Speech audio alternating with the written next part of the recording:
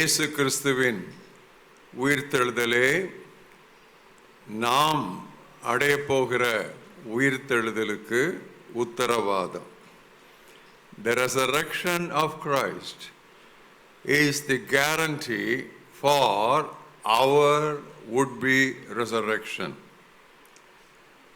நம்முடைய நெருக்கமான நெருங்கிய உறவினர்கள், அதுவும் குறிப்பாக நமது வாழ்க்கை துணை மறைந்து போனால் அது அந்த வழியாக போகும் பொழுது அது ஒரு கண்ணீரின் பள்ளத்தாக்கு தான். ஆனாலும் அப்படிப்பட்ட வேளைகளில்தான் உயிர்த்தெழுதலை குறித்த நம்முடைய நம்பிக்கையை, விசுவாசத்தை அது வலுப்படுத்துகிறது, புதுப்பிக்கிறது. நாம் இப்பொழுது விசுவாசம் விசுவாசம் என்றே பேசிக்கொண்டிருப்போம். ஆனால் உயிர்த்தெழுதல் என்கிற அந்த படிப்பினை நாம் வேதத்திலிருந்து பெற்றுக்கொள்ளும் பொழுது நம்முடைய விசுவாசம் நம்பிக்கையாக மாறுகிறது. Our faith becomes hope. இது ரொம்ப முக்கியமான காரியம். நாம் விசுவாசத்தை பேசுகிற அளவு நம்பிக்கையை பேசுவதில்லை.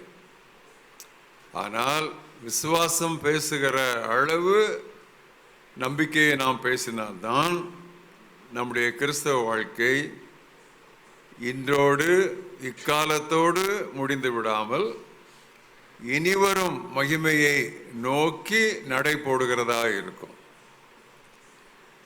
உயிர்த்தெழுதல் என்கிற பதம் அல்லது என்கிற சத்தியம் அல்லது என்ற பொருள் புதிய ஏற்பாட்டிலே குறைந்தது 40 முறை வருகிறது.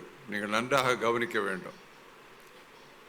இயேசு கிறிஸ்துவின் பிறப்பு 4 சுவிசேஷங்களிலே 2 சுவிசேஷங்களில் தான் உண்டு, மத்தேயுவிலும் லூக்காவிலும். ஆனால் இயேசு கிறிஸ்துவனுடைய மரணமும் அதிலும் சிறப்பாக இன்னும் விரிவான விளக்கங்களோடு அவருடைய உயிர்த்தெழுதல் 4 சுவிசேஷங்களில் மட்டுமல்ல, நிருபங்களிலும் அவ்வளவு தெளிவாக விளக்கப்பட்டுள்ளது. ஆனால் இந்த நாட்களிலே கிறிஸ்மஸ் என்கிற ஒரு நிகழ்வுக்கும் ஒரு வைபவத்திற்கும் ஒரு கொண்டாட்டத்திற்கும் கொடுக்கப்படுகிற முக்கியத்துவம் ஈஸ்டர் அல்லது உயிர்த்தெழுதலுக்கு கொடுக்கப்படுவதில்லை. ஏதோ ஒரு ஞாயிறு ஆராதனையோடு அது முடிந்துவிடும். ஆனால் கிறிஸ்மஸுக்கு நவம்பர் மாதத்திலே கொண்டாட்டம் ஆரம்பித்து விடும், ஆயத்தங்கள் ஆரம்பித்து விடும். எல்லாம் நமக்கு தெரிந்த ஒரு காரியம். அதுதான் இன்றைய கிறிஸ்தவத்தின் பலவீனத்திற்குரிய முக்கிய காரணம். நன்றாக புரிந்து கொள்ளுங்கள். இந்த உயிர்த்தெழுதலை குறித்து புதிய ஏற்பாட்டில் 40 முறை சொல்லப்பட்டிருக்கிறது என்று நான் சொன்னாலும் உயிர்த்தெழுதலை பற்றியே ஒரு அத்தியாயம் உண்டு. அது 1 கொரிந்தியர் 15ஆம் அத்தியாயம். வேத வசனங்களை நானே எடுத்து வாசிப்பேன், ஏனென்றால் அப்பொழுதுதான் அது தெளிவாக இருக்கும். உங்களுடைய வேத புத்தகங்களை 1 கொரிந்தியர் 15ஆம் அத்தியாயத்திற்கு திறந்து வைத்துக் கொள்ளுங்கள்.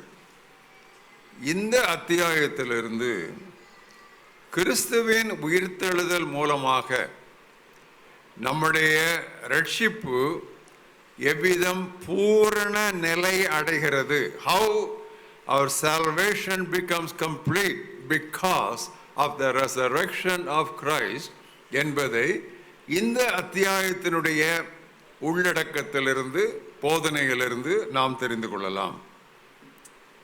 இந்த அத்தியாயத்தில் நம்முடைய கிறிஸ்தவ வாழ்க்கையின் 4 கட்டங்களை, 4 stages of our Christian life, 4 கடைசி காரியங்கள் மூலமாக வெளிப்படுத்தப்பட்டுள்ளது. 8ஆம் வசனத்திலே கடைசியாக அவர் எனக்கு தரிசனமானார், கடைசி தரிசனம், லாஸ்ட் அப்பியரன்ஸ். 26ஆம் வசனத்திலே கடைசி சத்துரு, லாஸ்ட் எனிமி. 45ஆம் வசனத்திலே கடைசி ஆதாம், லாஸ்ட் ஏடம். 52ஆம் வசனத்தில் கடைசி எக்காளம், லாஸ்ட் ட்ரம்பட், கடைசி தரிசனம், கடைசி சத்துரு, கடைசி ஆதாம், கடைசி எக்காளம். இந்த 4 காரியங்களின் அடிப்படையில் கிறிஸ்தவ வாழ்வின் 4 முக்கிய கட்டங்கள், முதல் கட்டம், இடைப்பட்ட கட்டங்கள், முடிவான கட்டம், அதை இன்று உங்களோடு கூட தியானிக்க, விவரிக்க, வியாக்கியானிக்க உங்கள் முன்னால் நான் இருக்கிறேன். முதலாவது 8ஆம் வசனத்தை பாருங்கள். அதில்தான் கடைசி தரிசனம் என்பதை நாம் பார்க்கிறோம். பவுல் அப்போஸ்தலன் எழுதுகிறார், முந்திய வசனத்திலே யாக்கோபு, அதன் பின்பு அப்போஸ்தலர் எல்லாருக்கும் தரிசனமானார் என்று சொல்லிவிட்டு 8ஆம் வசனத்திலே எல்லாருக்கும் பின்பு அல்லது கடைசியாக அகால பிறவி, அகால பிறவினா அகால பிறவி, அதாவது குறைமாத குழந்தையாக அவர் பிறந்திருக்கிறார். 9 மாதத்தில் அல்லது 9 மாத நிறைவில் பிறக்க வேண்டிய குழந்தை 8ஆம் மாதமோ அல்லது 7ஆம் மாதமோ அவர் பிறந்திருக்கிறார், அல்லது 6ஆம் மாதத்தில் கூட பிறந்திருக்கலாம். கால பிறவி. He was born not in due time but before due time. அகால பிறவிய போன்ற எனக்கும் தரிசனமானார். எனக்கு தரிசனமானார் என்று சொல்லாமல் எனக்கும் தரிசனமானார். இன்றைக்கு நீங்கள் நல்லா கவனிக்கணும். நான் மொத்தமாக ஒரு சத்தியத்தை சொல்லி உங்களை அல்லேலியா போட வைக்க மாட்டேன். வார்த்தைக்கு வார்த்தை, வரிக்கு வரி அங்கே சத்திய கருத்துக்கள் இருக்கும். கவனமாக நீங்கள் இந்த செய்தியை பின்பற்றினால் இந்த செய்தி நெடுகவே உங்களுடைய வாழ்க்கையின் முடிவு வரைக்கும் உங்களை நடத்துகிற சத்தியங்களை உங்களுக்கு தருவதாக இருக்கும். 9ஆம் 10ஆம் வசனத்தில் அவர் ஏன் இதை கடைசி தரிசனமாக, கடைசியாக எனக்கு தரிசனமானார் என்று சொல்லுகிறார்? நான் அப்போஸ்தலர் எல்லாரிலும் சிறியவனாக இருக்கிறேன். தேவனுடைய சபையை நான் உபத்திரவப்படுத்தினதினால் நான் அப்போஸ்தலன் என்று சொல்லப்படுவதற்கு அல்லது பெயர் பெறுவதற்கு கூட நான் தகுதியானவன் அல்ல. ஆகிலும் நான் இருக்கிறது தேவ கிருபையினால் இருக்கிறேன். அவர் எனக்கு அருளிய கிருபை வீணாய் இருக்கவில்லை. அவர்கள் எல்லாரிலும் நான் அதிகமாய் முயற்சித்தேன், முயற்சி எடுத்தேன். ஆனாலும் நான் அல்ல, என்னுடன் இருக்கிற தேவ கிருபையே அப்படி செய்தது என்று சொன்னார். நான் நினைக்கிறேன் பவுல் அப்போஸ்தலன் மட்டுமல்ல, நாம் ஒவ்வொருவரும், உங்களை பற்றி தெரியாது, என்னை பொறுத்த அளவிலே ஆண்டவர் என்னை ரட்சித்திருப்பாரானால், ஸ்டான்லி ஆகிய என்னை ஆண்டவர் ரட்சித்திருப்பாரானால் இந்த உலகத்திலே எவரையும் அவரால் ரட்சிக்க முடியும். இதை நான் வெறும் வார்த்தை அலங்காரத்தினால் என்னை தாழ்மைப்படுத்தி பேசுவது போல் காட்டுவதற்காக அப்படி சொல்லவில்லை. ஏனென்றால் நம்மில் எவருமே ரட்சிக்கப்பட தகுதி உள்ளவர்கள் அல்ல. எவருமே தேவனுடைய வார்த்தையின் வெளிப்பாடு, தேவனுடைய ரட்சிப்பின் வெளிப்பாட்டை பெற்றுக்கொள்ள தகுதி உள்ளவர்கள் அல்ல. ஆனால் பவுல் தீமோத்தேயுக்கு எழுதும் பொழுது 1 தீமோத்தேயு 1ஆம் அத்தியாயம் 14 முதல் 16 வசனங்களை நீங்கள் பார்த்தால் நாம் ஒவ்வொருவருக்கும் தனிப்பட்ட வாழ்விலே இது எவ்வளவு நேர்த்தியாக பொருந்தும் என்பதை நாம் புரிந்து கொள்வோம். 1 தீமோத்தேயு 1ஆம் அத்தியாயம் 14 முதல் 16. நம்முடைய கர்த்தராகிய இயேசு கிறிஸ்துவின் கிருபையின் மேலுள்ள விசுவாசத்தோடும் அன்போடும் கூட என்னிடம் அது பரிபூர்ணமாய் பெருகிற்று. பாவிகளை ரட்சிக்க கிறிஸ்து இயேசு உலகத்தில் வந்தார் என்கிற வார்த்தை உண்மையும் எல்லா அங்கீகாரத்துக்கும் தகுதி உள்ளது. அவர்களில் பிரதானமான பாவி நான். அப்படி இருந்தும் பாருங்க, அங்க எழுதுற அதே பாணியிலே இங்க எழுதுகிறார். அப்படி இருந்தும் நித்திய ஜீவனை அடையும்படி இனிமேல் இயேசு கிறிஸ்துவிடம் விசுவாசமாக இருப்பவர்களுக்கு ஓர் எடுத்துக்காட்டாய், ஒரு உதாரணமாய் இருக்கும்படி பிரதான பாவியாகிய என்னிடத்தில் அவர் எல்லா நீடிய பொறுமையையும் காண்பிக்கும்படி நான் இரக்கம் பெற்றேன் என்று சொல்லுகிறார். வேறு வார்த்தைகளிலே இதை நாம் வியாக்கியானித்தால் பவுல் என்ன சொல்கிறார் என்றால், பாவிகளை ரட்சிக்க கிறிஸ்து இயேசு உலகத்தில் வந்தார், அது நல்ல சத்தியம்தான். அதுல என்ன அவர் ரட்சித்தார்? என்னை போய் ஏன் ரட்சித்தார்? ஏன்னா நான் தூஷிக்கிறவனாயிருந்தேன், துன்பப்படுத்துகிறவனாயிருந்தேன், கொடுமை செய்கிறவனாயிருந்தேன்.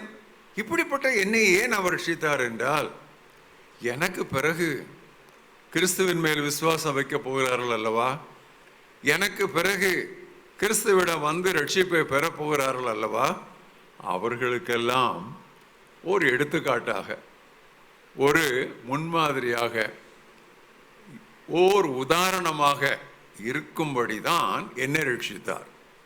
வேறு வார்த்தைகளில் சொன்னால், என்னை ஆண்டவர் ரட்சிக்க கூடுமானால், பிரதான பாவின்னு சொன்னா சும்மா அவர் ஒரு வார்த்தை அலங்காரத்திற்காக சொல்லவில்லை. இங்கே உட்கார்ந்திருக்கிற நம்ம யாருமே என்றைக்காவது கிறிஸ்தவர்களை கொண்டிருக்கிறோமா? இங்கே உட்கார்ந்து இருக்கிற யாராவது கொலைகாரராய் சிறைச்சாலைக்கு போய்விட்டு பெயில்ல வந்திருக்கிறீங்களா? இல்லையே. நம்ம யாரையும் கொலையே பண்ணலையே. அவர் எத்தனை பேரை கொலை பண்ணினார்? நாம் யாரும் தேவ தூஷணம் சொன்னோமா? தேவனுக்கு விரோதமாக சில காரியங்களை பேசியிருப்போம், தேவனை விட்டு தூரம் போயிருப்போம். தேவனுக்கு விரோதமாக தூஷணம், கடவுளை கெட்ட வார்த்தை சொல்லி திட்டியிருப்போமா? இயேசு கிறிஸ்துவை தூஷணமான வார்த்தைகள் சொல்லி நாம் விளாசி இருப்போமா? அதெல்லாம் நாம் செய்திருக்க மாட்டோம். அவர் அப்படி செய்தவர். அப்போ அவர் என்ன சொல்றாருன்னா, அப்படிப்பட்ட என்னையே தேவனுடைய கிருபை ரட்சிக்குமானால் என்னை விட ஒரு பெரிய பாவி இந்த உலகத்தில் இருந்திருக்க முடியாது என்று அவர் சொல்லுகிறார். இதை நான் இன்றைக்கு எனக்கு சொல்வேன். என்னையே ஆண்டவர் ரட்சித்திருப்பாரானால், வாலிப பருவத்தில் 16 வயதாக இருக்கும் பொழுது ஸ்டான்லி ஆகிய என்னையே ஆண்டவர் ரட்சித்திருப்பாரானால், இந்த உலகத்தில் ரட்சிக்கப்பட முடியாத வாலிபன் எவரும் கிடையவே கிடையாது. அதை நம்ம ஒவ்வொருவரும் சொல்ல முடியுமே. நம்மேலே தேவனுடைய இரக்கம், தேவனுடைய கிருபை பரிபூர்ணமாய் பெருகிற்று அல்லவா? நாம் பாவத்திலே செத்திருந்தோம்.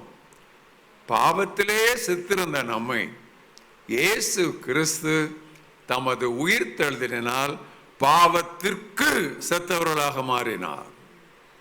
We were dead in sins. Christ, because of his resurrection, has made us to be dead to sin. Dead in sin, to dead to sin. பாவத்தில் மரித்திருந்த நம்மை அவர் கிறிஸ்துவுடன் கூட உயிர்ப்பித்து பாவத்திற்கு மரித்தவர்களாக அவர் மாற்றினார். ஒரு நாளிலே ஜான் வெஸ்லி என்கிற தேவ மனிதர் இங்கிலாந்து நாட்டை உலுக்கி அசைத்து இங்கிலாந்து நாட்டிலே ஒரு பெரிய ஆன்மீக புரட்சியை உருவாக்குவதற்கு தேவனால் பயன்படுத்தப்பட்ட ஒரு மனிதன். அவர் பெயர் ஜான் வெஸ்லி. அவர் தன்னுடைய சகாக்களோடு அல்லது தனது உடன் ஊழியரோடு அவர் வெளியே ஊழியத்திற்கு போகும் பொழுது காவலர்கள் குடித்து வெறித்த ஒருவனை சாலையிலே, தூசி படிந்த அந்த சாலை தெருவிலே அவனை இழுத்து கொண்டு போனார்கள். அவன் கத்துகிறான். இழுத்து கொண்டு போகிறதுனாலே அவனிடத்தில் ஆங்காங்கே அவனுடைய சரீரத்தில் உராய்வுகளும் காயங்களும் உண்டாகின்றன. அவன் அலற அலற அவர்கள் இரக்கமின்றி அவனை இழுத்து கொண்டு போகிறார். யாருமே அவன் செய்தது தரி என்று சொல்லாவிட்டாலும் அவன் மேல் பரிதாபப்பட்டார். அப்பொழுது ஜான் வெஸ்லி தன்னுடைய 6 ஊழியக்காரரோடு உடன் ஊழியக்காரரோடு போய்கொண்டிருக்கும் பொழுது நின்று அப்படியே பார்த்து கொண்டு கண்ணீர் வடித்தாராம். அவர் கூட சென்ற ஊழியர்கள் என்ன இவருக்கு என்ன ஆச்சு, நம்ம போய் ஊழியத்துக்கு போக போகிறோம். அவங்க எல்லாம் கவுன் போட்டிருப்பாங்க, அந்த மெதடிஸ்ட் சர்ச்சில் கவுன் போட்டிருப்பாங்க. அவர் மெதடிசத்தை நிறுவியவர். என்னாச்சு இவர் திடீர்னு நின்று இப்படி கண்ணீர் விடுறாரு? அப்போ அவர் என்ன சொன்னாரன்னு தெரியுமா? John Wesley, there goes John Wesley but for the grace of God. தேவனுடைய கிருபை மட்டும் இல்லாதிருந்திருக்குமானால் அதோ இழுத்து செல்லப்படுகிறான் அல்லவா, அதுதான் ஜான் வெஸ்லி என்று சொன்னார். புரியுதா உங்களுக்கு? எங்க ஒரு அல்லேலூயா சொல்லுங்க. அதுதான், இதுதான் நாம் அல்லேலூயா சொல்ல வேண்டிய ஒரு கட்டம். இன்றைக்கு நாம் இருப்பது தேவனுடைய கிருபையினால். இருப்பது மட்டுமல்ல, நாம் இயங்குவதும் தேவனுடைய கிருபையினால். கடைசியிலே அவர் எனக்கு தரிசனமானார். The last appearance. இது நம்முடைய ரட்சிப்பை பொறுத்த அளவிலே நாம் நீதிமானாக்கப்படுதலை குறிக்கிறது. This last appearance passage speaks about or refers to our justification. நான் சொன்னேன், ரட்சிப்பின் 4 கட்டங்களுக்கும் இந்த 4 கடைசி காரியங்கள் தெளிவான போதனையை தருவதாய் அமையும் என்று சொன்னேன். முதல்ல அந்த வார்த்தைகளை நான் தெளிவாக நினைவில் வைத்துக் கொள்ளுங்கள். அப்போ ரட்சிப்பு என்று சொல்லும் பொழுது அதன் முதல் கட்டம் நீதிமானாக்கப்படுதல். Justification is the first stage of salvation. ரெண்டாவது 26ஆம் வசனத்துக்கு வாங்க. எல்லா சத்துருக்களையும் தமது பாதத்திற்கு அவர் கீழ்ப்படுத்தி போடும் வரை அவர் ஆளுகை செய்ய வேண்டும். பரிகரிக்கும்படி அல்லது சங்கரிக்கப்பட போகிற அல்லது முடிவு கட்டப்பட போகிற, அதான் அதனுடைய பொருள். கடைசி சத்துரு, இறுதியான எதிரி, அது மரணம், அது சாவு. ஏன் கிறிஸ்து மரித்தார் தெரியுமா? நாம் நித்தியமாக மரிக்காதிருப்பதற்காக கிறிஸ்து மரித்தார். Christ died so we may not sin and we may not die forever. என்னுடைய குறிப்பில் எழுதி வைத்திருக்கிறேன், a believer's last day is his best day. விசுவாசியின் உயிர் போகும் நாள்தான் அவன் உன்னதம் ஏகும் நாள். The last day of a believer is his or her best day. நாம் நம்முடைய அருமையான அன்புக்குரிய சகோதரியின் 1ஆம் ஆண்டு நினைவு கூடுகைக்காக இங்கே நாம் அமர்ந்திருக்கிறோம். அவர்களை கேட்டால் இப்பொழுது நான் சொல்லுகிற இந்த வாசகத்திற்கு ஆமேன் ஆமேன் ஆமேன் என்று சொல்லுவார்கள். The believer's last day is his or her best day. இந்த லாஸ்ட் எனிமி அப்படின்னு சொன்னால், கடைசி சத்துரு என்று சொன்னால், அப்படியானால் நிறைய சத்துருக்கள் இருக்கிறார்கள் இருப்பார்கள். அந்த பட்டியலிலே இந்த மரணம் என்பது கடைசி எதிரி என்றுதானே நாம் அதை புரிந்து கொள்ள வேண்டும். கடைசி எதிரி என்று சொன்னால் ஏராளம் எதிரிகள் அங்கே வரிசைப்படுத்தப்படுவார்கள். அது நிறைய உண்டு. இந்த உலகத்திலே எத்தனை மனிதரும் எத்தனை விசுவாசிகளும் இருக்கிறார்களோ அத்தனை எதிரிகள் இந்த உலகத்திலே உண்டு. எண்ணிலடங்கா எதிரிகளை கொண்ட ஒரு உலகம் இது. அது பிசாசனுடைய தூதர்களும் அவனது சக்திகளும். நான் இப்பொழுது உங்கள் முன்னால் 3 முக்கியமான எதிரிகள், நாம் நெடுகவே சந்தித்து கொண்டிருக்கும் 3 முக்கியமான எதிரிகளை உங்கள் முன்னால் நிறுத்த விரும்புகிறேன். ஒன்று 31ஆம் வசனத்திலே பாருங்கள். கூடிய மட்டுக்கும் இந்த செய்தியை முழுவதுமாக 1 கொரிந்தியர் 15 நான் எடுப்பேன். நான் அனுதினமும் சாகிறேன். நான் அனுதினமும் சாகிறேன். எதை குறித்து அவர் சொல்லுகிறார்? நம்முடைய சொந்த மாம்ச பலத்தை குறித்து அல்லது மாம்சத்தை குறித்து அப்படி சொல்லுகிறார். ஏனென்றால் அப்போஸ்தலன் பவுல் ரோமர் 6ஆம் அத்தியாயத்திலே மாம்சத்துக்கும் ஆவிக்கும் இடையில் உள்ள தீராத போராட்டத்தை குறித்து எழுதுகிறார். நம்ம எல்லாருக்கும் அது நன்றாக தெரியும். எனக்குள்ளே ஒரு போராட்டத்தை நான் காண்கிறேன். நல்லது செய்ய வேண்டும் என்கிற விருப்பம் எனக்கு இருக்கிறது. ஆனால் நல்லது செய்ய போதுமான பலம், சக்தி, வன்மை என்னிடத்தில் இல்லை. அப்படியானால் நான் விரும்புகிறதை செய்யாமல் விரும்பாததை செய்கிறேன். அது என்னுடைய மாம்சத்துக்கும் என்னுடைய ஆவிக்கும் இடையிலே நடக்கிற தொடர் போராட்டம், இடையறா போராட்டம். அதைத்தான் இங்கே பவுல் குறிப்பிடுகிறார். நான் தினமும் சாகிறேன். பொருள் என்ன? நீங்கள் பாவத்திற்கு செத்து அவரோடு சிலுவையில் அறையப்பட்டு நீதிக்கு பிழைத்திருக்கிறவர்களாக எண்ணிக்கொள்ளுங்கள். அப்போ இதில் என்னன்னு சொன்னா, அந்த பழைய மனுஷன் நம்மை விட்டு ஒழிந்து போவதில்லை,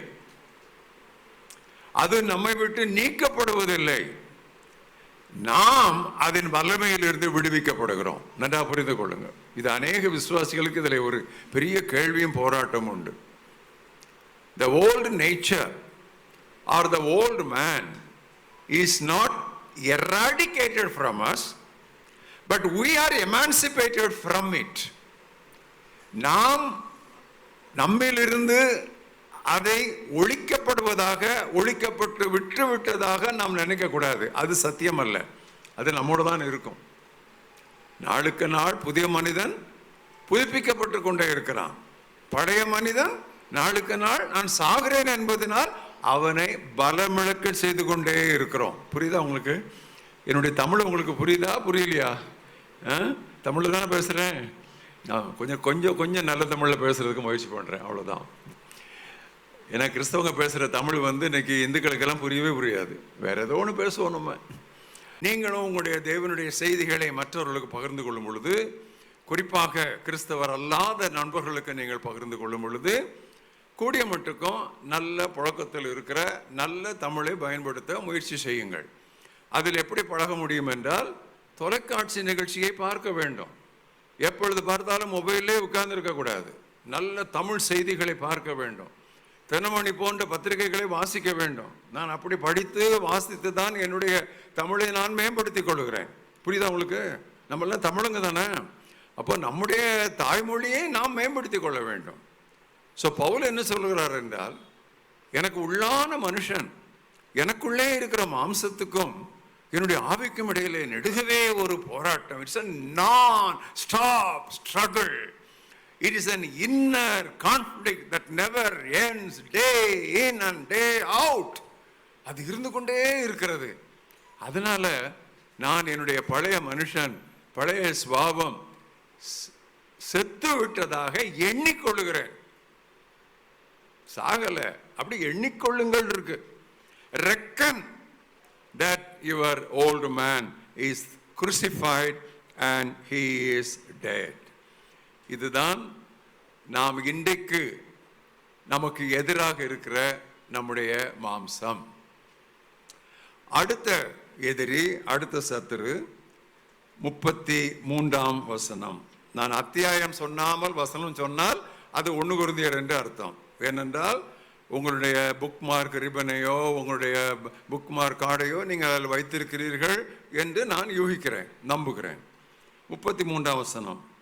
மோசம் போகாதிருங்கள், ஆகாத உரையாடல்கள், ஆகாத தொடர்புகள் நல்ல ஒழுக்கங்களை கெடுத்துவிடும் அப்படின்னு சொல்றார்.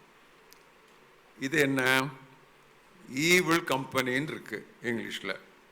அவர் 32ஆம் வசனத்துல இந்த ஈவில் கம்பெனிக்கு, இந்த ஆகாத தொடர்புகள் உறவுகளுக்கு என்ன பெயர் சொல்றார் தெரியுமா? நான் எபேசுவிலே துஷ்ட மிருகங்கள், கொடிய விலங்குகளோடு போராடினேன் என்று மனிதர் பேசுகிற விதமாய் நான் பேசுகிறேன் அப்படின்னு சொல்றார். சொல்லிட்டு தான் அடுத்த வசனத்தை சொல்றாரு, ஆகாத உறவுகள், ஆகாத தொடர்புகள், ஆகாத உரையாடல்கள் நல்ல ஒழுக்கங்களை கெடுக்கும் என்று சொல்லுகிறார். இது என்ன தெரியுமா? நாம் இருக்கிற உலகம் பொல்லாங்கானது. இந்த உலகத்தில் தேவனுக்கு பிரியமில்லாதவைகளை செய்கிறவர்கள் தான் அதிகம். இந்த உலகத்திலே கேட்டுக்கு போகிற வாசல் வழியாய் விரைகிற திரள்கள் தான் அதிகம். இந்த உலகத்தில் நாம் கிறிஸ்தவர்கள் மட்டும் சிறுபான்மையினர் என்று சொல்ல முடியாது. விசுவாசிகள் கிறிஸ்தவர்களிலும் சிறுபான்மையினர். புரியுதா? Christians R a minority. Among Christians, believers are an absolute minority. மிகவும் சிறுபான்மையினர் அவர்கள். புரியுதா? அப்போ 3% கிறிஸ்டியன்ஸ் சொல்லி சொல்லுவோம். அந்த 3% கிறிஸ்டியன்ஸில் 2% வந்து ரோமன் கேத்தலிக்ஸ், மீதி 1% தான் கிறிஸ்டியன்ஸு. அந்த 1% கிறிஸ்டியன்ஸில் பாதி பேர் நான் பெண்டிகாஸ்டல்ஸ், இல்லை பாதி பேர் நான் பெண்டிகாஸ்டல்ஸ் இல்லை, 70% நான் பெண்டிகாஸ்டல்ஸ். கிறிஸ்தவ பெந்தேகோஸ்தே அல்லாதவர்கள் 75%, பெந்தேகோஸ்தையினர் 25%, இல்லையா? அப்படி இந்த பெந்தேகோஸ்தே அல்லாத திருச்சபைகளிலே ரட்சிக்கப்பட்டோர் 10%, 20% அல்லது 20 விழுக்காடு அல்லது 30 விழுக்காடு இருப்பாங்க. அவ்வளோதான். அதை பாருங்க, எங்கே அப்படி அந்த கிராஃப் இறங்கிட்டே வரும் பாருங்க. அப்போ பெந்தேகோஸ்தே சபையில் இருக்கிறவங்க எல்லாரும் விசுவாசிகளா? அதை குறித்து எனக்கு சற்று வித்தியாசமான அபிப்பிராயம் உண்டு. அப்பா அம்மா ரட்சிக்கப்பட்டிருக்கிறாங்க, அப்பா அம்மா போகிற கோயிலுக்கு போகணுன்னு பையனும் வருவான், பொண்ணும் வரும். நாளடைவிலே எல்லாரும் ஞானஸ்நானம் எடுக்கிறத பார்த்து அது ஞானஸ்நானம் எடுத்துரும். அது ரட்சிக்கப்பட்டிருக்கான்னு சொல்லி தெரியாது, அது இன்னும் இஷ்மவேலாக இருக்கும். அவரை முக்கியம் எடுத்துருப்பாங்க. உள்ளே போகும்போது அவன் காஞ்ச பாவியாக போய் வெளியே வரும்போது நனைஞ்ச பாவியாக வருவான். அவ்வளோதான். ஸோ பெந்தேகோஸ்தே சபைகளுக்குள்ளும் ரட்சிக்கப்படாத சிலர் இருக்கத்தான் செய்வாங்க. அது இருக்காதுன்னு சொல்லி ஓங்கி சொல்ல முடியாது. என்னுடைய அனுபவ அறிவிலிருந்து நான் அதை சொல்ல மாட்டேன். ஆனால் எல்லாரும் அப்படி இருக்கணும்னு சொல்லி விசுவாசியில் இருக்கணும்னு விரும்புகிறோம். நான் என்ன பாயிண்ட்டுக்கு வர்றேன்னா, நம்மை சுற்றிலும், நல்லா கவனிங்க, நம்மை சுற்றிலும் துன்மார்க்கருடைய ஆலோசனை, பாவிகளுடைய வழி, பரியாசக்காரருடைய இருப்பிடம் அதான் நிறைஞ்சிருக்கு. இந்த அத்தியாயத்திலே அவர் அதை சொல்றார் பாருங்க. அந்த போது பாருங்க, இவ்வுலக வாழ்வுக்காக மட்டும் நாம் கிறிஸ்துவின் மேல் விசுவாசம், நம்பிக்கை வைத்திருந்தால் எல்லா மனிதரை விட நாம் பரிதாபத்துக்குரியவர்களாய் இருப்போம், பரிதபிக்கப்படத்தக்கவர்களாய் இருப்போம்னு எழுதுறார். இன்னைக்கு உலகமே அப்படி தானே? இட்ஸ் a மெட்டீரியலிஸ்டிக் வேர்ல்டு தானே. உலகத்தினுடைய தாற்பயம் என்ன? புசிப்போம், குடிப்போம், நாளைக்கு சாவோம். புசிப்போம், குடிப்போம், நாளைக்கு சாவோம். அதான் உலக போக்கு. அதுதான் அங்க அவர் சொல்றாரு. அப்படிப்பட்ட உலகத்திலே நாம் இருக்கும் பொழுது நம்மை அறியாமல், கவனிங்க, நம்மை அறியாமல் அந்த மனப்பான்மை, அந்த ஆவி, அந்த போக்கு நம்மை பற்றி கொள்ளும். அது வந்து மெட்டீரியலிஸ்டிக் வேர்ல்டு நம்ம இருக்கிறது. எல்லாம் பொருளாதார நோக்கு. இந்த உலகத்திற்குடைய வாழ்க்கை ஆசீர்வாதத்திற்காக மட்டும் கிறிஸ்துவின் மேல் நம்பிக்கை. இப்படிப்பட்டவருடைய எண்ணிக்கை கிறிஸ்தவ வட்டாரங்களிலும் அதிகரித்துக் கொண்டே இருக்கிறது. ஏன் தெரியுமா? இன்றைக்கு இருக்கிற பிரசங்கிமார்ல, அதுவும் பிரபல பிரசங்கிமார்ல பாதிக்கு மேல ஆசீர்வாதம், ஆசீர்வாதம், ஆசீர்வாதம், இன்றைக்கு ஆசீர்வாதம், இன்றைக்கு ஆசீர்வாதம், இன்றைக்கு ஆசீர்வாதம் தான். அந்த போக்குக்குள்ள நம்ம வந்துட்டோம். அந்த அந்த பாங்கு தான் இன்னைக்கு நம்மை பாதித்து இருக்கிறது. டிவியில முக்கவாசி அதுதான். அது வேற சுவிசேஷம். இயேசு கிறிஸ்துவின் சுவிசேஷம் அப்படி அல்ல.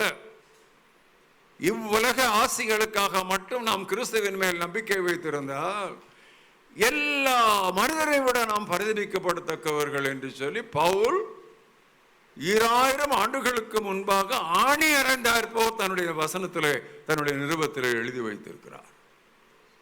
இது ஒன்றும் புதிதல்ல. இதைத்தான் பவுல் சொல்லுகிறார். அநேகர் வேறு விதமாய் நடக்கிறார்கள். அவர்கள் கிறிஸ்துவுக்கு பகைஞர். இல்ல, கிறிஸ்துவின் சிலுவைக்கு பகைஞர். கிறிஸ்துவுக்கு பகைஞர் இல்ல. கிறிஸ்து பெறத்தான் சொல்லுவாங்க, பைபிளை தான் கையில் வச்சிருப்பாங்க.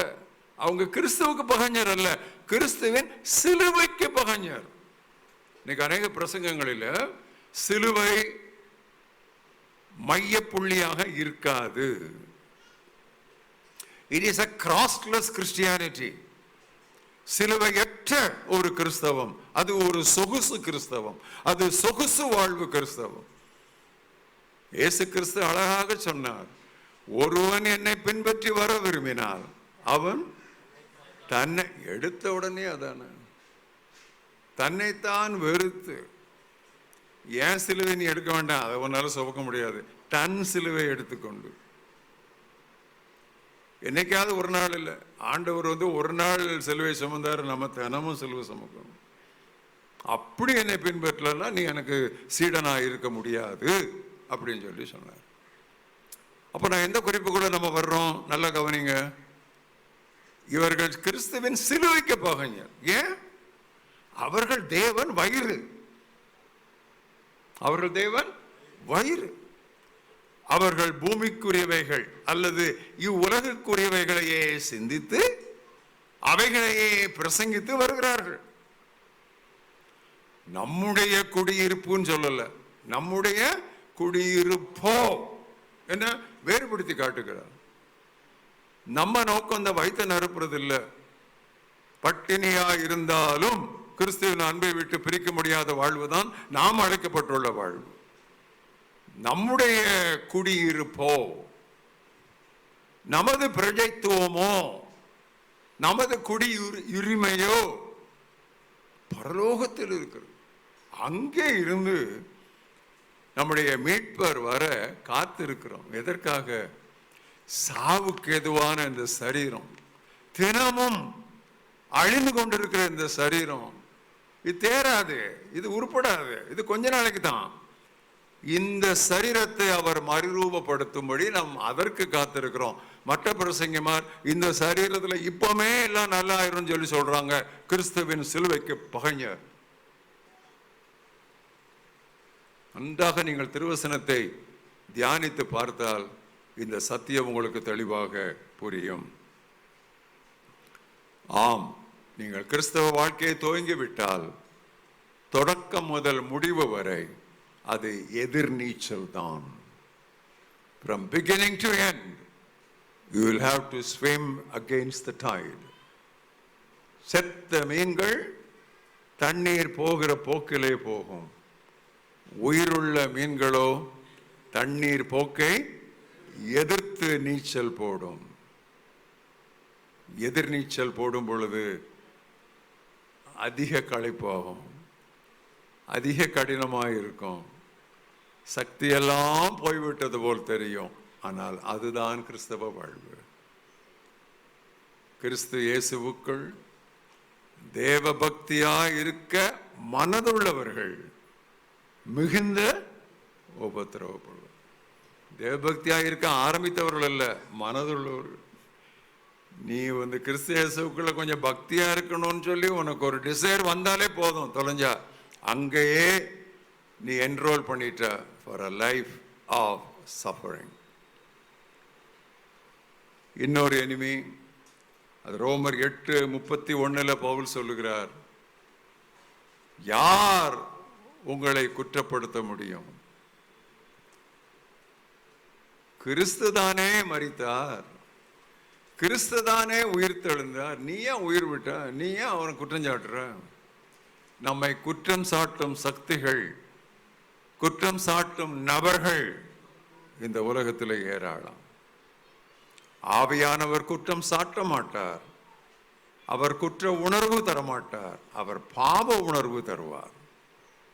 The Holy Spirit will not give us a spirit of condemnation, but He will lead us to conviction.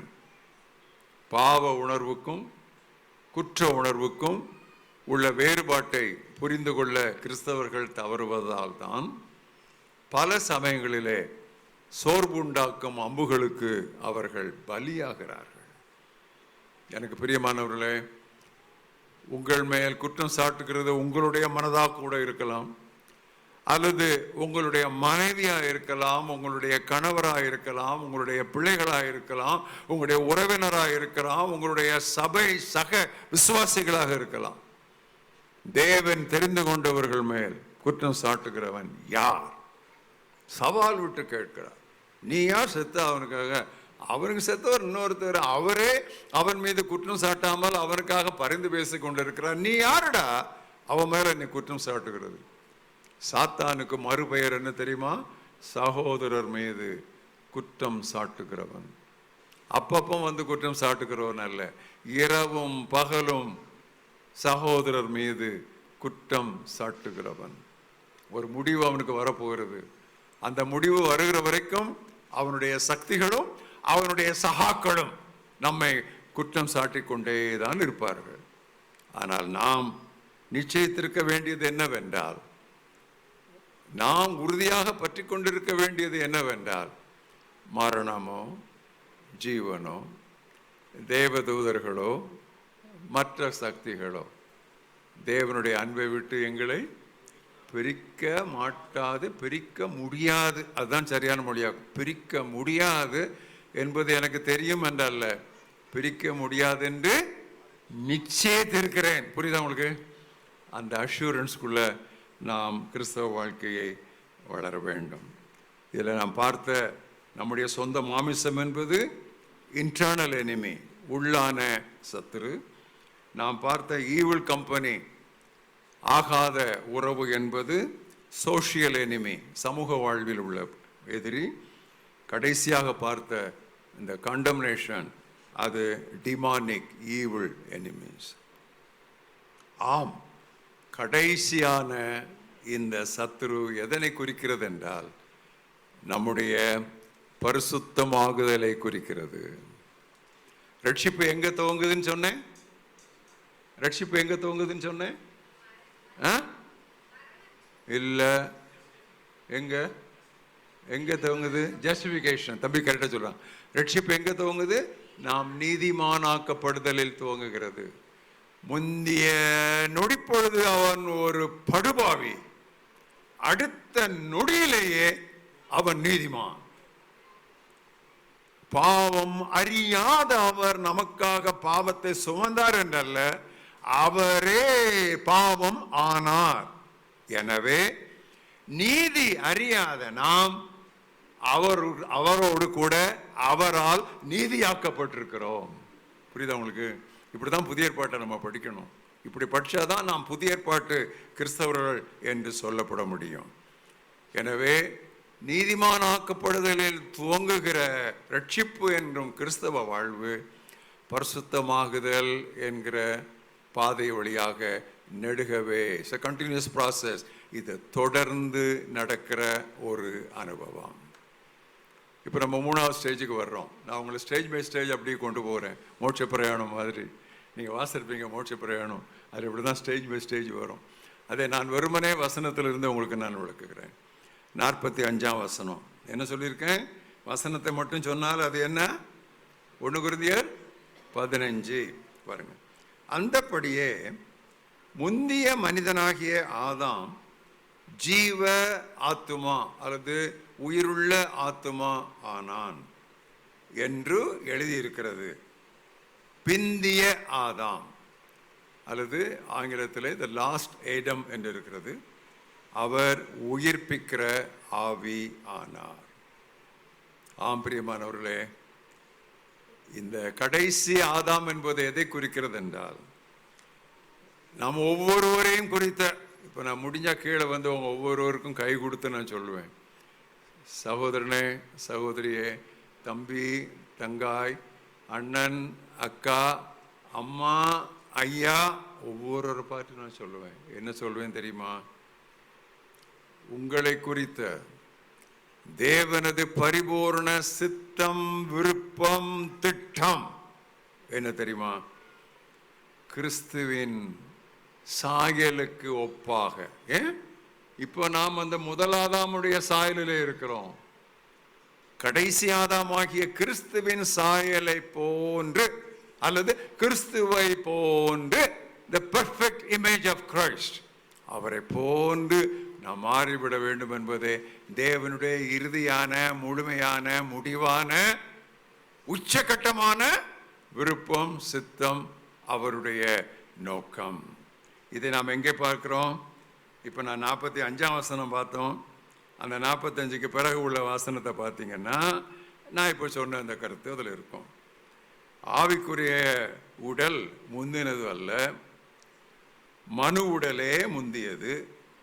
ஆவிக்குரிய உடல் பிந்தியது. முந்திய மனிதன் இப்பூ உலகிலிருந்து உண்டான மண்ணானவன். இரண்டாம் மனிதன் வானத்திலிருந்து வந்த கர்த்தர். மண்ணிலிருந்து உண்டானவன் எப்படிப்பட்டவனோ மண்ணானவர்களும், அதாவது நம்ம எல்லாரும் அப்படிப்பட்டவர்களே. ஆனால் வானத்துக்குரியவர் எப்படிப்பட்டவரோ வானத்துக்குரியவர்களும் அப்படிப்பட்டவர்களே. அப்படியே ஸ்டெப் பை ஸ்டெப்பாக உள்ள போறார் பாருங்க. எங்க போறார் பாருங்க.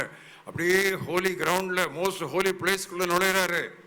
மேலும் மண்ணானவனுடைய சாயலை நாம் கொண்டிருக்கிறது போல, அணிந்திருக்கிறது போல, தரித்திருக்கிறது போல வானவருடைய சாயலையும் அணிந்து கொள்வோம். ஹல்லேலூயா. அப்படி லாஜிக்க கொண்டு வர்றார் பாருங்க. அந்த ஃபர்ஸ்ட் ஆடம் பாவம் செய்ததினால் ஆதாமை போல நாம் பாவம் செய்யாவிட்டாலும் பாவிகள் ஆகிவிட்டோம். புரியுதா உனக்கு? புரியுதா உனக்கு? இன்னைக்கு நம்ம பாவம் செய்ததால் பாவியாகவில்லை, பாவியாக இருப்பதால் பாவம் செய்கிறோம். புரியுதா? நல்லா புரிஞ்சுக்குங்க. We are not sinners because we sin. We are sinners so we sin. புரியுதா உங்களுக்கு? இன்னொருக்க சொல்லணுமா? புரியுதில்ல உங்களுக்கு? இது ரொம்ப முக்கியமான சத்தியம். ஸோ நம்ம ஆதாமுடைய சாயலில் நம்ம விரும்பணுமோ விரும்பலையோ, நம்முடைய விருப்பத்துக்கு எதிராக நம்ம அவனுடைய சாயல் நம்ம மேலே விழுந்துருச்சு. இப்போ அந்த கடைசி ஆதாம், அவன் முதல் ஆதாம், இப்போ கடைசி ஆதாம் கிறிஸ்து, அது எப்படி நம்ம மேலே விழுந்துச்சோ அப்படியே இவருடைய சாயலையும் நாம் தரித்துக் கொள்வோம். என்ன பாருங்க, இதை விட நமக்கு என்ன ப்ராமிஸ்? வாக்குத்தத்தம், புத்தாண்டு வாக்குத்தத்தம், ஜூன் மாத வாக்குத்தத்தம், அப்பா இன்று முதல் ஆசீர்வதிப்பேன், என்று முதல். இதாங்க பைபிள் இருக்க. இன்று முதல்னா என்று முதல் அதாங்க இருக்கு. சும்மா தேவையில்லாமல் இந்த கேலண்டரை நிரப்புற வேலை, மக்களை ஏமாத்துறது வேலை. ஏன்னா கிறிஸ்தவங்களை மாதிரி ஏமாறுறவங்க உலகத்தில் ஒருத்தருமே கிடையாது. அன்னைக்கு ஆதாம் ஏவாள் ஏமாந்தா, ஏவாளை தொடர்ந்து ஆதாம் ஏமாந்தான். இன்னைக்கும் சகோதரிகள் நீங்க தான் முதல்ல ஏமாறுவீங்க. இன்னைக்கு உள்ள பிரசங்கமாரு முதல்ல ஏமாறுறது நீங்க தான். நீங்க ஏமாந்துட்டு அவங்களுக்கும் கொடுத்து அவங்களையும் ஏமாளிங்களை வைக்கிறீங்க. இதுதான் நடக்கிறது. நான் சொல்லுகிறது ஒரு வார்த்தை கூட நான் திருப்பி எடுக்கிறதுக்கு நான் ஆயத்தமாக இல்லை. பச்சையா சொல்றேன், அவ்வளவுதான். யாரும் சவால் விட்டு இந்த செய்தியை என்னிடத்துல இருந்து நீங்கள் திருப்பி இதை நீங்கள் எப்படி சொல்லலாம் என்று கேட்கலாம். ஆனால் நீங்கள் இடத்துல கேட்க வரும் பொழுது திறந்த வேதாகமத்தோடு வர வேண்டும். இதுதான் பைபிள், இதுதான் பிப்ளிக்கல் ட்ரூத். நாம் அவரை போல மாறுவோம். இதைத்தான் எபேசியர் 4ஆம் அத்தியாயம் 11ஆம் வசனத்திலே பவுல் அழகாக எழுதுகிறார். நாம் கிறிஸ்துவின் நிறைவான பூரண வளர்ச்சி அடையும்படி, that we may attain the full measure of the stature of Christ. என்ன வார்த்தைகளை அழுத்தம் திருத்தமாக எந்த தியாலஜியனால இப்படி எழுத முடியும், பேச முடியும், சொல்ல முடியும்? அவருக்கு கிடைத்தது. அவர் இதெல்லாம் நிருபங்களா எழுதியிருக்கிறாரு. கற்றுக்கொண்டதல்ல, பெற்றுக்கொண்டது. நல்லா புரிஞ்சுக்குங்க. பவுல் அப்போஸ்தலன் இந்த நிருபங்களில் எழுதியது அவர் கற்றுக்கொண்டதல்ல. நான் மனிதர் மூலமாக அதை கற்றுக்கொள்ளவில்லைன்னு சொல்றாரு. கற்றுக்கொண்டதல்ல, பெற்றுக்கொண்டது. அப்பம் விற்குதலை பற்றி பேசும் பொழுது என்ன சொல்லுகிறார்? நான் கர்த்தரிடத்தில் பெற்றுக்கொண்டதை உங்களுக்கு சொல்லுகிறேன். வேற யாருக்கும் அந்த ரெவல்யூஷன் கொடுக்க முடியாது. பேதுருவால கொடுக்க முடியாது. பேதுருவை நான் குறைச்சி சொல்லலை, அது பவுல்.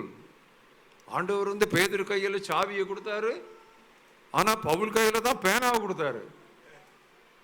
அது ஒரு நோக்கம் உண்டு. பேதுரு கையில பேனாவை கொடுக்கல, நீ கதவை தர, பட் அவன் உட்கார்ந்து எழுதுவான். எழுத வேண்டியது அவன், ஏன்னா அவன் பெற்றுக்கொண்டான், மனிதர் மூலமாக அல்ல. நான் அவனை சந்தித்தேன், ஓடிட்டான். அரேபிய வனாந்தரத்தில் போய் 3 ஆண்டுகள் 4 ஆண்டுகள் அவன் தனித்திருந்து என்னிடத்திலிருந்து வெளிப்பாடுகளை பெற்றுக்கொண்டான். அளவுக்கு மீறி அவன் மேல் நான் வெளிப்பாடுகளை வீசினேன். அதனால அவன் பெருமை அடைஞ்சிடக்கூடாதுன்னு சொல்லி தான் அவனுக்கு ஒரு முள்ளையும் நான் கொடுத்து வச்சேன். ஏன்னா அவனுக்கு கொடுத்த வெளிப்பாடுகள் கொஞ்சம் நஞ்சம் கிடையாது. இங்கே அவன் எழுதுனது கம்மி, இன்னும் எவ்வளோ வெளிப்பாடுகள் அவன் பெற்றான். ஆனால் நம்ம பரலோகத்துக்கு போகும்போது அவர்கிட்ட அதை கேட்க வேண்டியதில்லை, ஏன்னா நாமே அறியப்பட்டிருக்கிற விதமாக நம்ம அறிந்து கொள்வோம். இனி நமக்கு புதிய வெளிப்பாடுகள் அங்கே போய் தேவைப்படாது. புரியுதா உங்களுக்கு? கொஞ்சம் அப்படியே முழிக்கிறீங்களா என்ன? பாஸ்டர் ஒய்ஃபு இறந்து போயிட்டாங்க. 1 வருஷம் கழித்து நடத்துகிற ஸ்தோத்திர கூட்டத்தில் இவர் என்ன பேசுகிறாரு? இதாங்க உயிர்த்தெழுதலின் நம்பிக்கையோடும் உயிர்த்தெழுதலின் ஆசீர்வாதங்களை உங்கள் முன்னால் நான் வைத்து கொண்டு இருக்கிறேன். இதை எப்படி அவர் நமக்கு கிறிஸ்துவின் முழு வளர்ச்சிக்கு நம்மளை கொண்டு வர்றார் தெரியுமா? 2 ஏதுக்கள் மூலமாக கொண்டு வருகிறார். ஒரு ஏது என்ன தெரியுமா? நமக்கு அவர் வரங்களை அருளுகிறார். அந்த எபேசியர் 4ஆம் அத்தியாயம் 7ஆம் 8ஆம் வசனத்தில் பார்த்தீங்கன்னா, அவனவருக்கு தந்தருளின வரங்களின்படியே அப்படின்னு சொல்லி அதில் இருக்கு.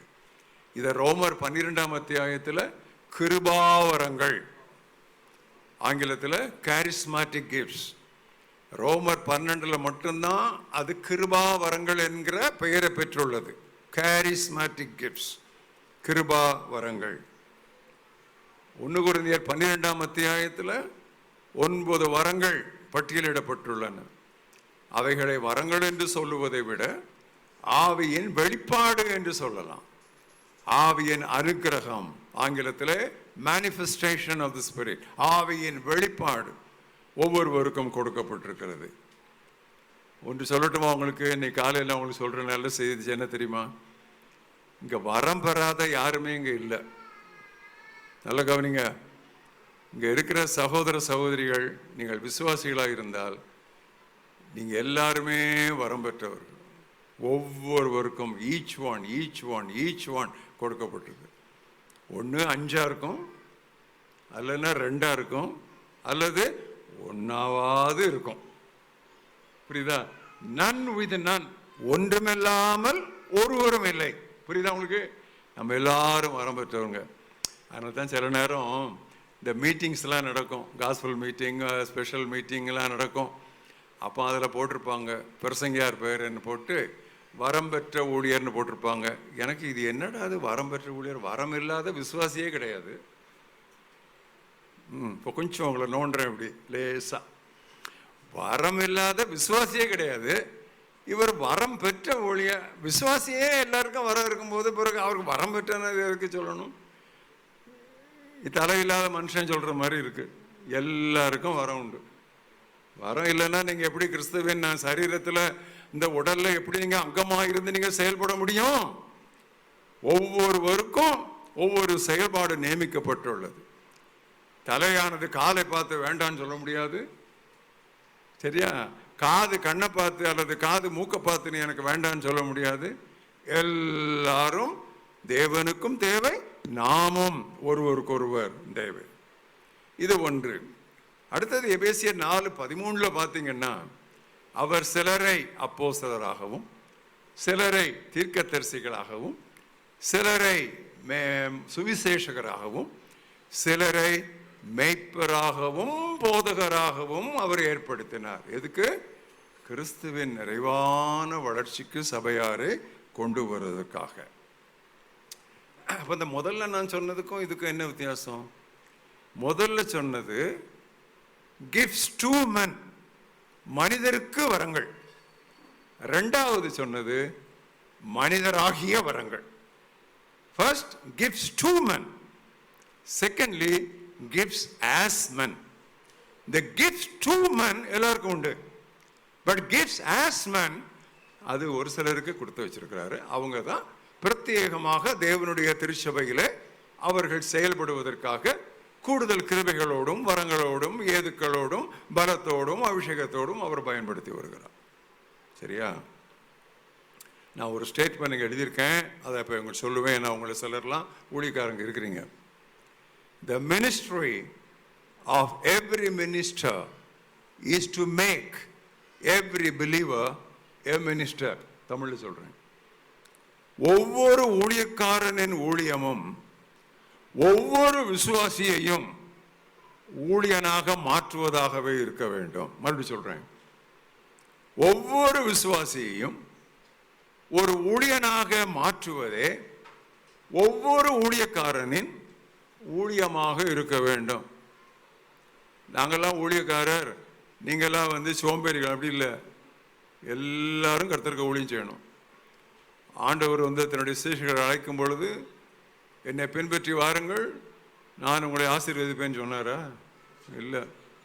என்னை பின்பற்றி வாருங்கள், நான் உங்களை மனிதரை பிடிக்கிறவர்களாக்குவேன். வேறு வார்த்தைகளில் சொன்னால், என்னை பின்பற்றி வாருங்கள், நான் உங்களை ஆசீர்வாதமாக மாற்றுவேன். ஆசீர்வதிப்பேன்கிறது அங்கே இல்லவே இல்லை, அது வேற உபதேசம். ஆண்டோட்ட வாங்க, எல்லா ப்ராப்ளம் துவங்க தான் செய்யும். ஆண்டோட்ட வந்தால் என்னிடத்தில் வாருங்கள், உங்களை நான் ஆசீர்வாதமாக நான் மாற்றுவேன் அப்படின்னு சொல்லி ஆண்டவர் சொன்னார். நல்லா கவனிங்க, நீங்கள் ஒவ்வொருவரும் கர்த்தருக்கு ஊழியம் செய்யும்போது ஏதோ ஒரு விதத்தில் அண்டை வீட்டாருக்கு நற்செய்தியை பகிர்ந்து கொள்வது, அருகாமையில் உள்ள அயலக வீடுகளுக்கு கிராமங்களுக்கு செல்லுவது, பேச முடியாவிட்டால் சுவிசேஷ கைப்பிரதிகளை முடிந்த இடங்களிலெல்லாம் போய் விநியோகிக்கிறது. பிரதர், இப்போல்லாம் ட்ராக்ஸ் வாங்க மாட்டேங்கிறாங்க, தூக்கி எறிஞ்சிடுறாங்க. என்ன செய்வாங்க? அந்த பேப்பரை அப்படி கசக்கி, நீங்கள் கொடுக்குற அந்த பேப்பரை ட்ராக்டை அப்படி கசக்கி உங்கள் முகத்தில் எறிவாங்க. பேப்பர் பால் எரிஞ்சு யாராவது சாவானா? உங்களை கொல்ல முடியுமா? பேப்பரை எரிஞ்சு கொல்ல முடியுமா? மிஞ்சி போனால் அதானே செய்வான். மிஞ்சி போனால் அதானே செய்வான். அல்லது உங்கள் முன்னாலே கிழிப்பான். பரவாயில்லையே, அவன் தான் முதல்ல மறந்துடுமோ. யார் அதிகமாக சுவிசேஷத்தை எதிர்க்கிறார்களோ சரித்திரம் சான்று சொல்லும், சபை சரித்திரம் சான்று சொல்லும், யார் அதிகமாக எதிர்க்கிறார்களோ அவர்களே அதிகமாக சுவிசேஷத்தை எடுத்துரைப்பவர்களாக மாறுவார்கள். The fiercest opponents of the gospel would become the most powerful exponents, proponents of the gospel. இதயத்தில் பதித்து வைத்துக் கொள்ளும். இப்பொழுது பேசுகிற இந்த செய்தி ஒளிப்பதிவு செய்யப்படுகிறது. இது ஆண்டவருக்கு சித்தமானால் சீக்கிரத்தில் யூடியூபில் பதிவேற்றம் பெறும். நான் ஒரே நேரத்தில் நீங்கள் இதை புரிஞ்சிக்க முடியாது, ஆனால் நீங்கள் புரிந்து கொள்ளணும். ஏன்னா பாலை கொடுக்கறதுக்கு நான் அவங்களுக்கு வரல. அந்த காலத்தில் பாலாவது கிடைச்சது, இப்போ பாலில் தண்ணி ஊற்றுறாங்க. அது ஒரு 10 வருஷத்துக்கு முன்னால் பாலில் தண்ணி ஊற்றுனாங்க, இப்போ அதுவும் மோசமாயிடுச்சு. பாலில் தண்ணி ஊற்றலை, தண்ணியில் பால் ஊற்றுறாங்க. வாட்டரி மில்க் போய் இப்போ மில்கி வாட்டர் வந்துருச்சு. புரியுதா? புரியலையோ? புரியுதில்ல? அப்போ தான் சமைக்குது. இப்போ இன்னும் பாஸ்டர் ஸ்பூன் ஃபீடிங், கரண்டி வச்சு வச்சு கொடுத்துட்டு இருக்கணும். மாம்சத்தை சாப்பிட வேண்டிய டைமில் பாலை கூட உங்களுக்கு குடிக்க முடியலையேன்னு எச்சரிக்கிறேன். ஸ்பூன் ஃபீடிங்கில் ரொம்ப நாள் இருந்தீங்கன்னா அடுத்த ஸ்டேஜ் என்னன்னு சொல்லி நான் தீர்க்கதரிசனம் சொல்லட்டுமா? டியூப் ஃபீடிங், குழாய் வழியாக தான் போகணும். அடுத்த ஸ்டேஜ் நிறைய பேருக்கு அந்த ஸ்டேஜ் வந்துருச்சு. ஐசியூவில் இருக்கிறீங்க. சர்ச்சு ஹாஸ்பிட்டல் ஆயிடுச்சு. சர்ச்சு ஹாஸ்பிட்டல் கிடையாது. Church training ground for soldiers to be sent into the battlefield. போர்க்களத்திற்கு விசுவாசிகளை பயிற்றுவித்து அனுப்புவதற்கு திருச்சபையானது பயிற்சிக்களமாக இருக்க வேண்டும். It should be a training ground. ஏன் இவ்வளோ ஆவேசத்தோட பேசுறீங்க? எங்க பாஸ்டர் உங்களுக்கு எதுவும் கோபமா? இல்லை, ரொம்ப பிரியம், அதான் வந்தேன். ஏன்னா எங்கள் கல்லூரி வளாகத்தில் நாங்கள் உருவாக்கின ஜெபக்குழுவில் ரட்சிக்கப்பட்டு வளர்ந்தவராச்சுது. ஸோ அந்த பாசம், அந்த இரத்த பாசம், அதனால தான் வந்தேன். ஏன்னா அவர் எனக்கு தெரியும், அவருடைய இதய துடிப்பு என்னன்னு தெரியும். எவ்வளோ பெரிய சபை வச்சிருக்கிறாருங்கிறது எனக்கு கேள்வியே கிடையாது. அவருடைய இதய துடிப்பு எனக்கு தெரிஞ்சதுனால தான் நான் இன்னைக்கு இந்த செய்தி கொடுக்க வந்தேன். நல்லா புரிஞ்சுக்கங்க, கர்த்தர் உங்களை அழைத்த இந்த அழைப்பு மிகவும் பெரியது. கிறிஸ்துவின் நிறைவான வளர்ச்சிக்கு வரும்படி, இந்த கிறிஸ்துவை போலங்கிற இந்த பொருளில் 1972ஆம் வருஷத்துலேருந்து நான் பேசிகிட்டு இருக்கேன். ஆசீர்வாத இளைஞர் இயக்கம் தஞ்சாவூரிலே பண்டிதர் தோட்டம் என்கிற ஒரு வளாகத்தில் ஆண்டுதோறும் ஆண்களுக்கென்று ஆசீர்வாத முகாமும் பிளஸ்ஸோ, பெண்களுக்கென்று உயிர்மீட்சி முகாமும் ரிவைவோ நடத்தி கொண்டிருந்த சரித்திரத்தை உங்களிலே முதியோர் பலர் அறிந்திருப்பீர்கள். அதிலே 1972ஆம் ஆண்டு நான் பிரசங்கித்த ஒரு முக்கிய கருப்பொருள் இயேசு போல, லைக் ஜீசஸ். அதில் ஒரு பாட்டு கூட நாங்கள் ஏற்றினோம், நமக்கு தெரிஞ்ச அந்த மெட்டில், அந்த ராகத்தில். இயேசு போல, இயேசு போல, இயேசு போல, இயேசு போல, இயேசுவை போலாவே, இயேசுவை போலாவே, இயேசுவை போலாவே, இயேசுவை போல் ஆக்கும். Like Jesus, like Jesus, like Jesus, like Jesus, like Jesus, like Jesus, like Jesus, like Jesus. I would be like Jesus. I would be like Jesus. I would be like Jesus.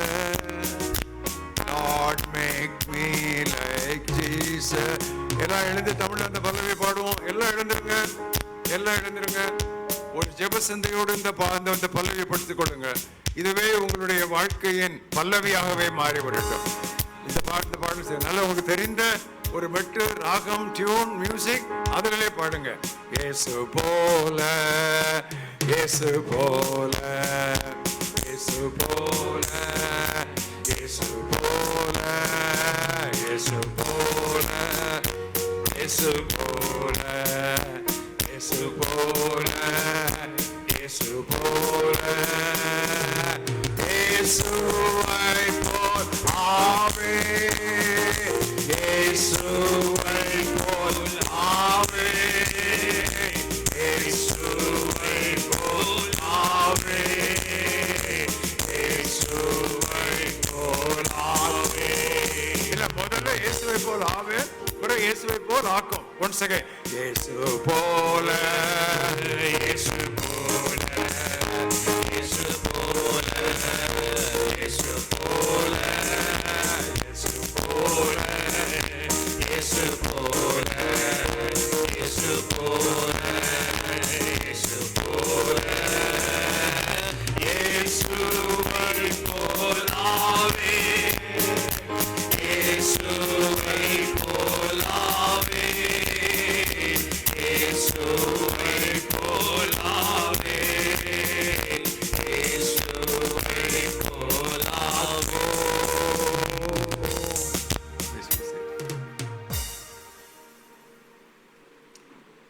ஆம், இந்த கடைசி ஆதாம் என்பது, the last Adam, speaks of our conformation or conformation,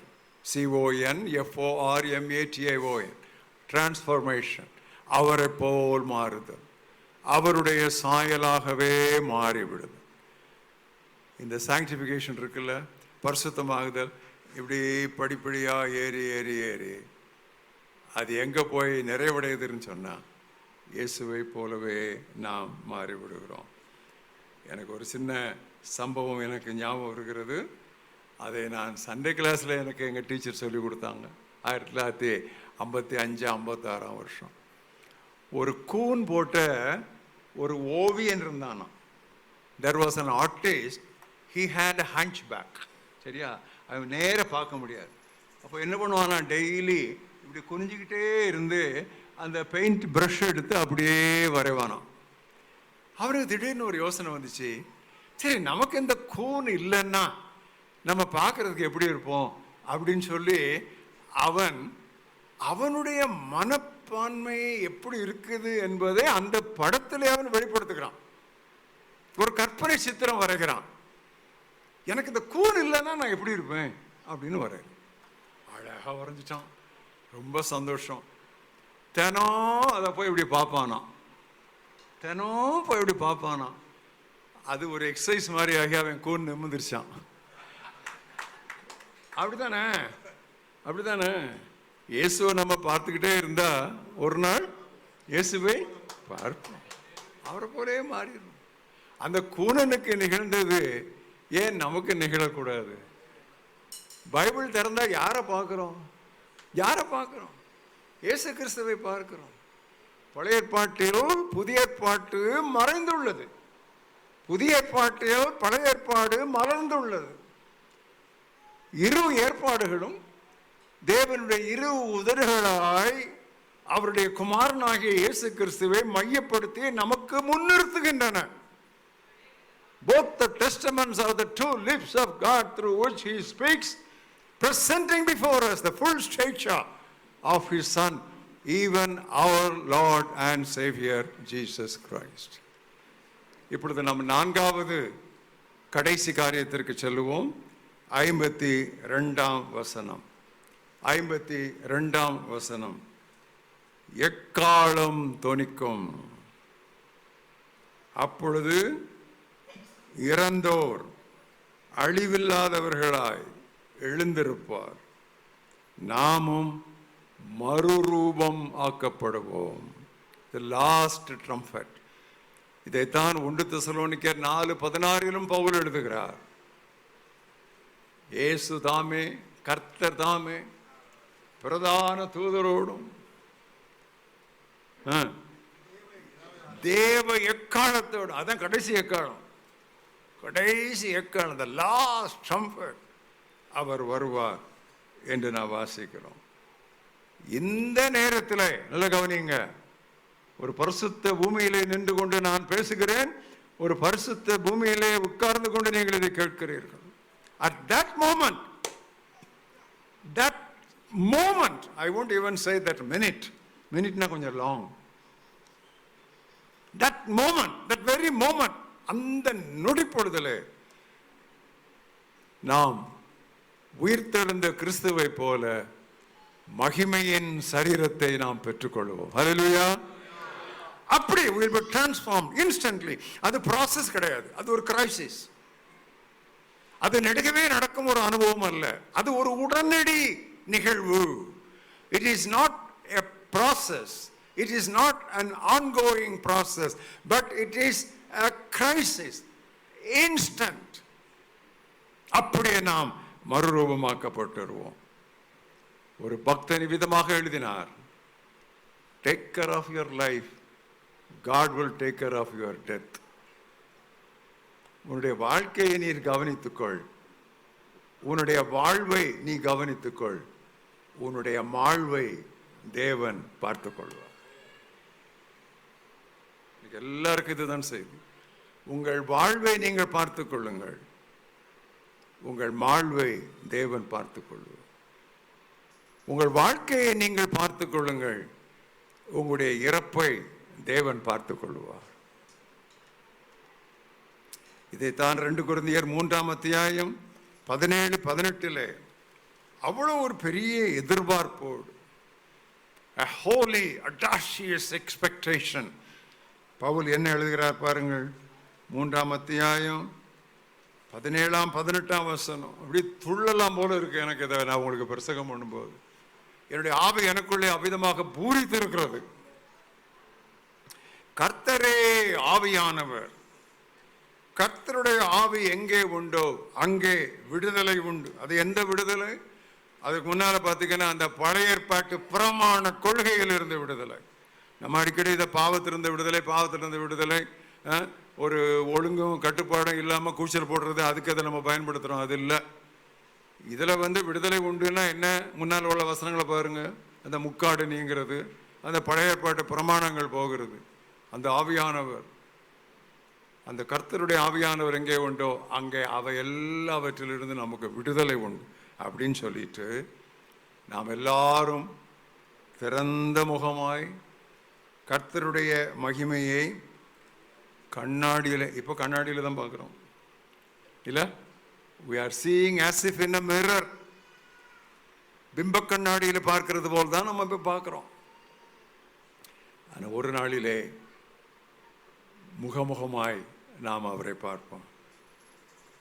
ஆவியாயிருக்கிற கர்த்தராலே அந்த சாயலாகத்தானே மகிமையின் மேல் மகிமை அடைந்து மறுரூபப்படுகிறோம். இந்த சத்தியத்தை அழகா கொண்டு வந்திருக்கிற, எனக்கு பல பாடல்கள் தெரியும். ரொம்ப பிடித்தமான பாடல் சகோதரி சாராள் அவர்கள் எழுதின பாடல், மகிமையின் மேல் மாமகிமை. தெரியல அந்த பாட்டு உங்களுக்கு? மகிமையின் மேல் மாய்மை, பலத்தின் மேல் மாபலம். அழகாக அவங்க அந்த அந்த பிப்ளிக்கல் ட்ரூத்தை கொண்டு வர்றதுல அக்காவை அடிச்சுக்கவே முடியாது. அவங்க இடையில தேவையில்லாமல் அங்கே எங்கே அந்த அல்லையா செய்யணும் அந்த வார்த்தைலாம் போட மாட்டாங்க. ஒழுங்காக சத்தியங்களை அப்படியே எழுதிட்டு போவாங்க. ஏன்னா அவங்க பைபிளை ஓரளவுக்கு தன்னுடைய வாழ்க்கையில் கரைத்து கொடுத்தவர்.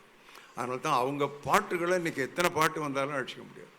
அந்த ஸ்கிரிப்சரல் கண்டென்ட், அதில் இந்த மகிமையின் மேல் மகிமை அடைந்து இன்றைக்கி அது நடந்துக்கிட்டு இருக்கு. நமக்கு ஆவியாக இருக்கிற கர்த்தரால், அந்த ஹோலி ஸ்பிரிட்னால இன்றைக்கி நம்முடைய வாழ்க்கை டிரான்ஸ்ஃபார்ம் ஆகிட்டே இருக்குது.